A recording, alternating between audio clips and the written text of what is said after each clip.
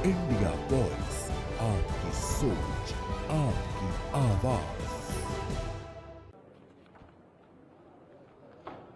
वाहेगुरु जी का खालसा, वाहेगुरु जी की फतेह। आज काशीपुर में शहीदी नगर कीर्तन 2500 किलोमीटर यात्रा करके आसाम से आज ननकाना साहब इस पवित्र गुरुद्वारा साहब आगमन पर आयोजित आज इस संगत में सबसे पहले पूज्य गुरु ग्रंथ साहब, शिरोमणि गुरुद्वारा प्रबंधक कमेटी अमृतसर द्वारा आयोजित कीर्तन एवं गुरु ग्रंथ साहब के आशीर्वाद कार्यक्रम में यहाँ पर उपस्थित आज जिनके कारण मैं आज आप सबके बीच में इस पवित्र कीर्तन में भाग ले पा रहा हूँ, आप सबके साथ सम्मिलित हो पा रहा हूँ।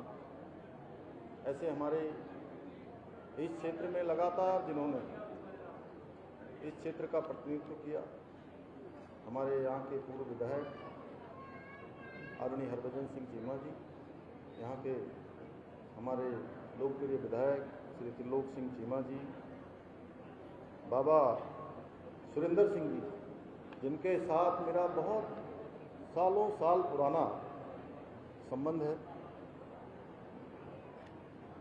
हमारे यहाँ के मेयर दीपक बाली जी, मनोज पाल जी, सरदार गुरनाम सिंह जी, जगजीत सिंह जी, सिमरजीत सिंह जी, जगदीश सिंह जी, सुखविंदर सिंह जी, बाबा हरि सिंह जी, बाबा लखविंदर सिंह जी और कार्यक्रम में आए हुए हमारे पूर्व विधायक श्री राजेश शुक्ला जी, राम मल्होत्रा जी एवं सभी पूरी संगत उपस्थित, हमारे मेरे सभी संगत में उपस्थित बड़े सभी बुजुर्ग, सभी माताएं बहनें, सभी हमारे नौजवान साथी उपस्थित, हमारे मीडिया के सभी मित्र, मैं सबसे पहले तो गुरु तेग बहादुर जी के चरणों में सत प्रणाम करता हूँ, नमन करता हूँ और इस शहीदी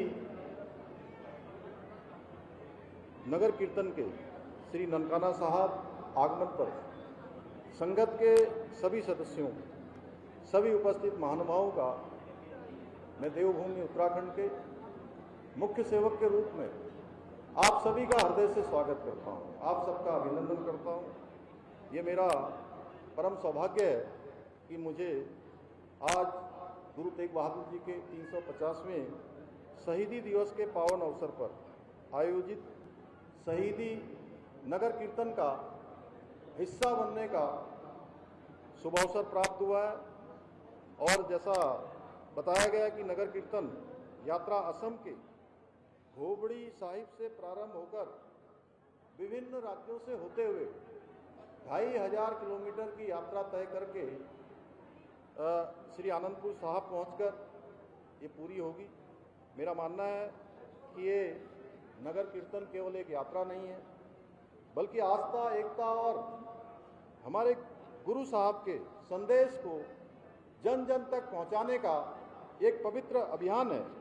भाइयों बहनों, गुरु तेग बहादुर जी ने उस संकटपूर्ण कालखंड में अपने प्राणों की आहुति दी जब हमारे देश की संस्कृति, धर्म और आत्मसम्मान पर गंभीर खतरा बना हुआ था।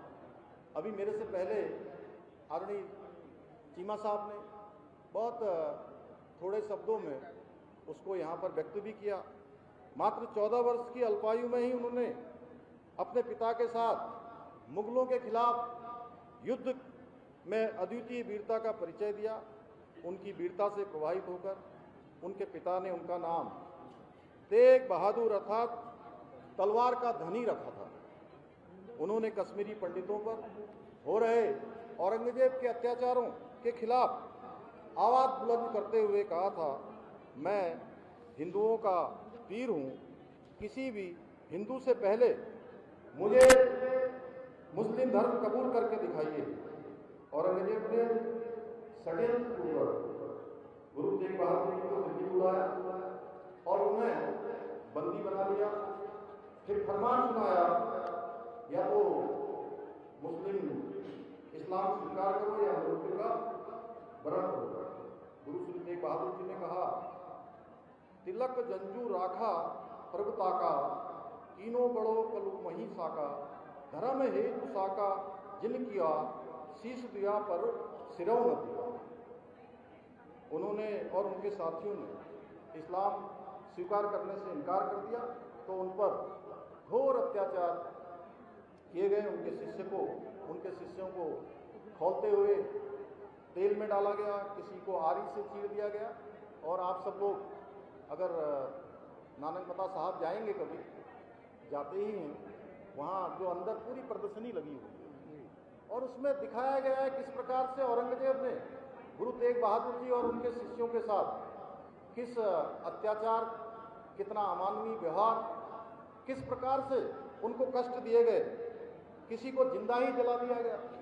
अंततः गुरु तेग बहादुर जी जैसे महान संत, धर्म रक्षक, मानवता के प्रहरी का शीश काट दिया गया, परंतु गुरु साहब का साहस, बलिदान और संदेश हमेशा के लिए अमर हो गया। गुरु साहब के बलिदान ने बता दिया कि धर्म की रक्षा के लिए प्राण देना पुण्य का काम है और अत्याचार के सामने झुकना अधर्म का काम है। यही कारण है कि उन्हें हिंद की चादर के रूप में याद किया गया। भाइयों बहनों, गुरु नानक देव जी, श्री गुरु तेग बहादुर जी, श्री गुरु गोविंद सिंह जी सहित हमारे सभी गुरुओं ने राष्ट्र को प्रथम मानते हुए पूरे देश को, पूरे भारत को एक सूत्र में पिरोने का काम किया। इसलिए उनके योगदान को जाने बिना देश के इतिहास को समझ पाना नामुमकिन है। यदि मैं कहूँ कि सिख परंपरा वास्तव में एक भारत श्रेष्ठ भारत की जीवंत परंपरा है तो इसमें कोई अतिशयोक्ति नहीं होगी। समस्त गुरुओं के आदर्शों को आत्मसात करते हुए आज हमारे आदरणीय प्रधानमंत्री श्री नरेंद्र मोदी जी के नेतृत्व में आज देश जहां एक और विकास के मार्ग पर आगे बढ़ रहा है, वहीं उन्होंने सिख समाज की बहुत सी मांगों को पूरा करने का काम किया है। चाहे करतारपुर साहिब कॉरिडोर का निर्माण हो, लंगर से सभी प्रकार के करों को हटाना हो, वैश्विक संगत को सेवा का अवसर देते हुए श्री हरविंदर साहब को FCRA पंजीकरण की स्वीकृति प्रदान करनी हो, गुरु गोविंद साहब की 350वीं जयंती पर भव्य प्रकाश पर्व मनाना हो, गुरु गोविंद साहब के साहबजादों के बलिदान को आदर देते हुए देश में पहली बार उनकी वीरता को, उनके शौर्य को, उनके पराक्रम को, उनके बलिदान को पूरे विश्व के अंदर आज एक एक घर घर तक उनका बलिदान पहुंचे। वीर साहब, वीर जो हमारे शहजादे थे, उनका इतिहास पढ़ाया जाए, उनके बारे में बताया जाए। वीर बाल दिवस घोषित किया है। श्री गुरु ग्रंथ साहब के पवित्र स्वरूपों को अफगानिस्तान से सुरक्षित वापस लाना हो या फिर 1984 के दंगा पीड़ितों को न्याय दिलाना हो, आदरणीय प्रधानमंत्री जी ने सिख समाज के हित में सदैव कार्य किया है। आदरणीय मोदी जी के सहयोग से हम देवभूमि उत्तराखंड में भी गोविंद घाट से हेमकुंड साहब तक 12.5 किलोमीटर रोपवे का निर्माण करने की दिशा में आगे कार्य कर रहे हैं और इस रोपवे के निर्माण के होने के बाद हेमकुंड साहब जाने वाले श्रद्धालुओं की संख्या बढ़ोतरी होगी, क्योंकि जो यात्रा एक कठिन यात्रा होगी। आप सबको पता है हेमकुंड साहब जाना कठिन यात्रा है, बिना संकल्प के वहाँ जाना आसान नहीं है। और जो शारीरिक रूप से कमजोर हैं, वृद्ध हैं, उनके लिए तो और भी अत्यधिक कठिन हो जाता है। अब आने वाले समय में आदरणीय प्रधानमंत्री मोदी जी के नेतृत्व में जो हेमकुंड जाने वाले रोपवे का निर्माण होने जा रहा है, उसके होने के बाद जो यात्रा 3-4 दिनों की यात्रा होती थी, कठिन यात्रा होती थी, वो यात्रा मात्र 45 मिनट में पूरी हो जाएगी, मात्र 45 मिनट में। यही नहीं, हमारी सरकार द्वारा 1947 के विभाजन का दर्द झेलने वाले शहीदों की स्मृति में विभीषिका स्मृति निर्मल का स्थल का निर्माण भी कराया जा रहा है। भाइयों बहनों, हमारे गुरुओं को आदर्श मानकर हमारी सरकार भी देवभूमि उत्तराखंड के सांस्कृतिक और डेमोग्राफिक मूल्यों को सुरक्षित रखने के लिए हर संभव संकल्पित होकर काम कर रही है। जहां हमने प्रदेश में एक और सख्त धर्मांतरण रोधी कानून लागू किया है, हमने दंगारोधी कानून लागू किया है, वहीं हमने लैंड जिहाद, लव जिहाद और थूक जिहाद जैसी घृणित मानसिकताओं के खिलाफ भी हमने कठोर कार्रवाई सुनिश्चित की है। हमने प्रदेश में लैंड जिहाद पर कार्रवाई करते हुए 9000 एकड़ से भी अधिक जमीन को उन लैंड जिहादियों से मुक्त करवाया है। 250 से अधिक अवैध रूप से चलने वाले मदरसों को सील किया है। 500 से अधिक अवैध संरचनाएं हैं, कहीं पर नीली चादर, कहीं पीली चादर, कहीं हरी चादर डालकर सरकारी जमीनों को कब्जा किया गया था, उनको भी कब्जे से मुक्त कराने का काम किया है। इतना ही नहीं, अभी हाल ही में हमारी सरकार ने राज्य में नया कानून लागू करके मदरसा बोर्ड को समाप्त करने का भी निर्णय लिया है। अब राज्य में एक अल्पसंख्यक शिक्षा का प्राधिकरण का गठन किया जाएगा, जिससे राज्य के सभी अल्पसंख्यक समुदाय को शिक्षा के क्षेत्र में समान अवसर और उनके संवैधानिक अधिकार सुनिश्चित किए जाएंगे। और मुझे बताते हुए खुशी है कि जब हम अल्पसंख्यक शिक्षा के सुधार का विधेयक ला रहे थे तो हमारे त्रिलोक सिंह चीमा जी ने उसको पढ़ा और उन्होंने कहा कि इसमें कुछ संशोधन की आवश्यकता है। तो हमने तय किया कि वो संशोधन विधानसभा में त्रिलोक जी रखेंगे और इन्होंने उस संशोधन को रखा और वो विधेयक का हिस्सा बन गया। वो विधेयक हमारा पारित हो गया है।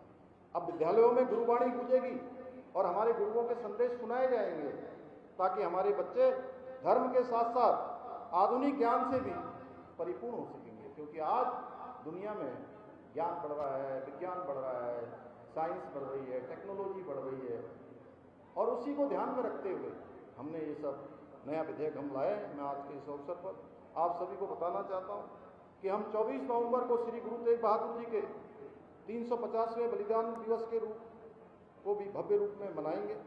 इसके लिए मैंने संबंधित अधिकारियों को आवश्यक दिशा निर्देश दे दिए हैं, जिससे हमारी आने वाली पीढ़ियाँ अपनी संस्कृति, धर्म और परंपराओं पर गर्व अनुभव करें और उनके आदर्शों को अपने जीवन में अपनाएं। भाइयों बहनों, उत्तराखंड की ये पावन धरा, जहाँ वेदों की ऋचाएँ गूंजी, जहाँ गुरु नानक देव जी से लेकर हिंद रक्षक गुरु गोविंद सिंह जी के पावन चरण पड़े हैं, उस पवित्र भूमि पर हमारी गौरवशाली सांस्कृतिक परंपराओं को समृद्ध करना हम सबका कर्तव्य है। लेकिन आप सबको पता है इस समय हम लोग एक बड़ी त्रासदी से भी जो है सामना कर रहे हैं। उत्तराखंड राज्य के अंदर बहुत भीषण आपदा आई है। वहीं हमारे पंजाब में भी मैं देख रहा हूँ कि अत्यधिक बारिश होने के कारण से जिस प्रकार से बाढ़ की स्थिति पैदा हो गई। मैं भगवान से, मैं गुरु साहब से प्रार्थना करूँगा कि ऐसे समय में उन सभी लोग